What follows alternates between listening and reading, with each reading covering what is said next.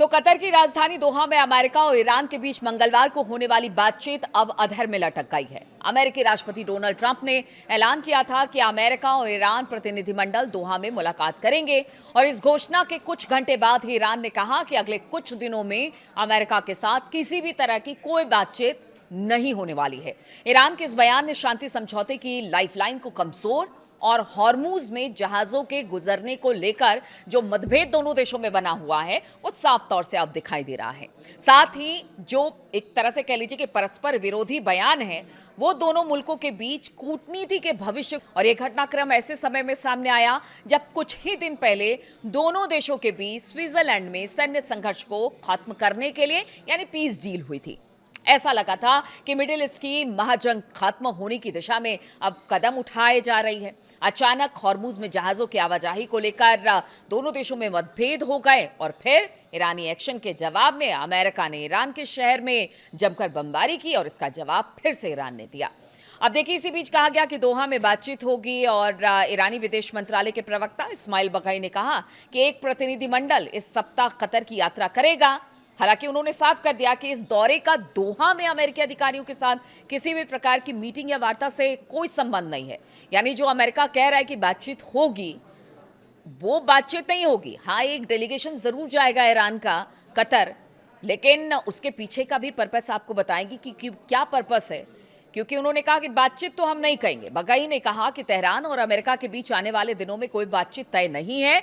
अंतिम समझौते में बातचीत अभी शुरू नहीं हुई है क्योंकि ईरान को प्राथमिकता डील से संबंधित MOU के प्रमुख प्रावधानों को लागू करना है। यानी जो डील में बात की गई है पहले उसको देखना होगा ईरान को कि क्या वो जो डील में बातें हैं वो हमारे हिसाब से हो रही हैं कि नहीं हो रही है। और इसी को बघई ने कहा कि हम पहले वो देखेंगे, उस पर बातचीत होगी, तब जाकर कुछ इस पर आगे की तरफ बातचीत होगी कि हमारी फेवर में क्या है और जो डील में कहा गया क्या वो उसे माना जा रहा है। क्योंकि देखिए कहा गया था कि जो ईरान की फ्रीज संपत्ति है उसको जल्द ही रिलीज किया जाएगा। अब कतर जो डेलीगेशन जा रहा है उसमें यही कहा जा रहा है कि जो ईरान का पैसा है वो कतर की तरफ से अब रिलीज किया जाएगा, जितने फ्रीज पैसे हैं, और वो बहुत बड़ी तादाद में है। आप सोचिए, उसको ईरान लेना चाह रहा है, इसलिए कह रहा है कि पहले आप जो शर्तें रखी है आपने वो मानिए, उसके बाद देखेंगे कि क्या बातचीत आगे बढ़ाना और क्या बात करना है। तो इसीलिए ईरान का जो डेलीगेशन जा रहा है कतर, वो कुछ इन्हीं कारणों की वजह से जा रहा है। अब ईरान का ये बयान उस घोषणा के कुछ ही घंटों बाद आया जिसमें डोनाल्ड ट्रंप ने कहा था कि ईरानी अधिकारियों के साथ बैठक दोहा में होगी। ट्रुथ सोशल पर एक पोस्ट किया अमेरिकी राष्ट्रपति ने और दावा किया कि तेहरान ने खुद इस बातचीत की गुजारिश की है। अब देखिए, एक बार फिर से झूठे साबित हुए हैं ट्रंप। उन्होंने कहा कि ईरान ने गुजारिश की कि आइए बैठिए बात करिए थे, लेकिन अगर बघई की बात की जाए तो उन्होंने कहा कि डेलीगेशन जाएगा लेकिन बातचीत नहीं होगी। बातचीत पहले उन बातों पर होगी जिसको लेकर MOU साइन किया गया है, जिस पर पीस वार्ता हो रही है। पहले वो आप पूरा कीजिए, उसके बाद आगे की बातचीत होगी। तो यहां पर एक बार फिर से मुंह की खानी पड़ी डोनाल्ड ट्रंप को। उसके बाद व्हाइट हाउस ने पुष्टि करते हुए कहा कि ट्रंप के विशेष दूत स्टीव विटकॉफ और Jared Kushner high level meeting के लिए दोहा जाएंगे। आप देखिए, ऐसे में ईरान ने तो अब नकार दिया है, इसीलिए कहा जा रहा है कि मामला अब अधर में लटका हुआ है।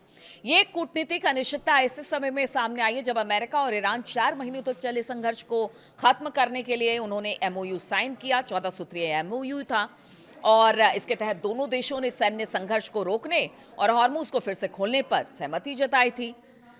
तो देखिए, ऐसे में ये कहा जा रहा है कि खासतौर पर अगर हॉर्मुज को लेकर बात की जाए या लेबनान को लेकर बात की जाए, इन दोनों फ्रंट पर इस वक्त कॉन्फ्लिक्ट साफ तौर से दिखाई दे रहा है अमेरिका और ईरान के बीच में। और देखिए, बार बार अमेरिका कह रहा है कि पहले तो वो हमला करता है, फिर कुछ ना कुछ कारण देता है। जब ईरान कुछ कहता है तो कहता है कि ईरान चाह रहा है कि हम बातचीत करें। तो ऐसे में तो ये मामला ढुलमुल सा लग रहा है। तो अब आगे क्या होगा नहीं पता, इस पर अपडेट आपको दूंगी। लेकिन दूसरी बड़ी खबर भी आपको बता देती हूँ। जो एक बड़ी खबर सामने आ रही है, ईरान सीज़फायर के बाद दुनिया ने राहत की सांस ली।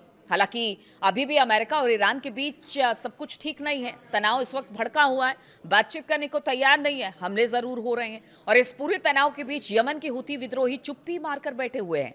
अब खुलासा हुआ है कि ईरान के समर्थन वाले हुती विद्रोही बड़े हमले की तैयारी कर रहे हैं। देखिए, हुती विद्रोही ईरान सीज फायर का इस्तेमाल अपनी मिसाइलों की ताकत को बढ़ाने के लिए कर रहे हैं, ऐसा वेस्टर्न मीडिया का कहना है। और वेस्टर्न खुफिया एजेंसियों ने इस बात का खुलासा किया है। हालांकि वेस्टर्न मीडिया एजेंसी या खुफिया एजेंसी जिस तरह की बातें रखती हैं, उसको ईरान हमेशा से मानने से इनकार करता है, या बाकी भी हिजबुल्ला, हुती, उनका कहना है कि ये प्रोपेगेंडा है। लेकिन अगर उनके हिसाब से बात की जाए वेस्टर्न मीडिया या वेस्टर्न खुफिया एजेंसियों की तरफ से, तो उन्होंने बताया कि हुती अपनी मिसाइलों की रेंज और सटीकता को बढ़ा रहा है। हुती लगातार इसराइल को धमकी दे रहा है और गाजा युद्ध के दौरान कई बार मिसाइलें और ड्रोन से हमला भी इसराइल पर किया गया था। इजरायली अखबार यरूशलेम पोस्ट के मुताबिक ईरान से सैन्य तकनीक हासिल करने वाले हुती विद्रोहियों ने हाल ही में मिसाइल टेस्ट किया ताकि उनकी ताकत को बढ़ाया जा सके, और इसके अलावा हुती अपनी मिसाइलों की रेंज और सटीकता को बढ़ा भी रहे हैं ताकि इसराइल को अधिक से अधिक नुकसान पहुंचाया जा सके। इसराइल के ईरान पर हमले के बाद हुतियों ने इसराइल पर बहुत कम हमले किए। हमने देखा कि बहुत जो पीछे हमले हुए अमेरिका, इसराइल और ईरान में, वहां पर हुती थोड़ा साइलेंट मोड पर था। लेकिन कहा जा रहा है कि वो साइलेंट ज़रूर है, लेकिन कहीं ना कहीं इसके पीछे की जो चुप्पी है ना, वो बहुत घातक होगी। लेबनान से हिजबुल्ला के लड़ाके लगातार इसराइल पर पहले से हमला कर रहे हैं। अब ऐसे में अगर हुती को लेकर इस तरह की खबर आई है तो फिर इसराइल को चेत जाना चाहिए। रिपोर्ट के मुताबिक 28 मार्च से अब तक हुतियों ने केवल 6 मिसाइलें इसराइल पर दागी हैं और 5 ड्रोन भेजे हैं। इससे पहले जब गजा सीज फायर समझौता हुआ था, तब हुतियों ने ऐलान किया था कि वो हर तरह के हमले रोक रहे हैं। हुतियों ने धमकी दी कि अगर गजा युद्ध फिर से शुरू होता है तो वो दोबारा इसराइल पर हमला करेंगे। हुती नेता अब्दुल मलिक अल हुती ने कहा कि इसराइल ने अगर गजा में नया अभियान शुरू किया तो उनकी सेना हमास का समर्थन करेगी, यानी हमास, हिजबुल्ला और इधर हुती। आप देखिए कि अगर ये तीनों प्रॉक्सीज ईरान की हैं, वो अपने आप को इस शांति वार्ता के दौरान कहा, जिस तरह से अगर वेस्टर्न मीडिया की बात की जाए, कह रहा है कि उसने अपने आप को और मजबूत करने की कोशिश की है, तो फिर ये तो अच्छी खबर नहीं कही जा सकती इसराइल के लिए भी और अमेरिका के लिए भी। अब्दुल मलिक अल हुती ने कहा कि हम लगातार हमास के लड़ाकुओं के साथ संपर्क में हैं और अपनी जिम्मेदारी से पीछे नहीं हटेंगे। हुती नेता ने कहा कि ये वो सोमालीलैंड के हालात पर नजर रखे हुए हैं और उन्होंने दावा किया कि इसराइल अदन की खाड़ी, बॉब अलमंदेब और लाल सागर पर कंट्रोल स्थापित करना चाहता है। हम सोमालीलैंड में इसराइल की उपस्थिति पर हाथ रखकर नहीं बैठेंगे, यानी साफ तौर से, खुले तौर पर धमकी दे दी गई है। हम जब भी जरूरी होगा तब जवाब देंगे। और ये बड़ी खबर आ रही है कि वाकई अगर हुती भी खड़ा हो गया तो फिर इसराइल के लिए बहुत मुश्किल हो जाएगा। हालांकि देखिए, इसराइल कहता रहा है कि हम तीनों से लगातार काफ़ी लंबे समय से लड़ते आए हैं, इसलिए बहुत ज़्यादा मुश्किल नहीं है, हम सब चीज़ के लिए तैयार हैं। लेकिन आप देखिए, अगर ये तीनों प्रॉक्सीज और ईरान अगर सब मिल जाते हैं, ताकत अगर इनकी डबल होती है, ट्रिपल होती है, तो फिर ये इसराइल के लिए अच्छी खबर नहीं है। और अमेरिका की शह पर इसराइल जिस तरह से आगे बढ़ रहा है, अमेरिका के लिए भी अच्छी खबर नहीं है। अब तीसरी बड़ी खबर आपको बता देते हैं। ईरान के अयतुल्ला सैयद मुस्तफा खामनेई ने भारतीय प्रधानमंत्री की ईद उल अजहा की शुभकामनाओं के लिए उनका आभार व्यक्त किया है और ये पहली बार है जब ईरान के नए सुप्रीम लीडर ने भारत को लेकर कुछ कहा है। उन्होंने लिखा कि भारत गणराज्य के माननीय प्रधानमंत्री नरेंद्र मोदी जी, मुझे ईद उल अजहा के मुबारक मौके पर आपका बधाई संदेश मिला। मैं इसके लिए आपका तहे दिल से शुक्रिया अदा करता हूं और आपको भी बधाई देता हूं। उन्होंने आगे लिखा कि मुझे पूरा भरोसा है कि आपसे सम्मान और साझे हितों पर टिकी हमारे दोनों देशों की ऐतिहासिक दोस्ती हमारी सरकारों की कोशिशों से और मजबूत होगी और इसका दायरा बढ़ेगा।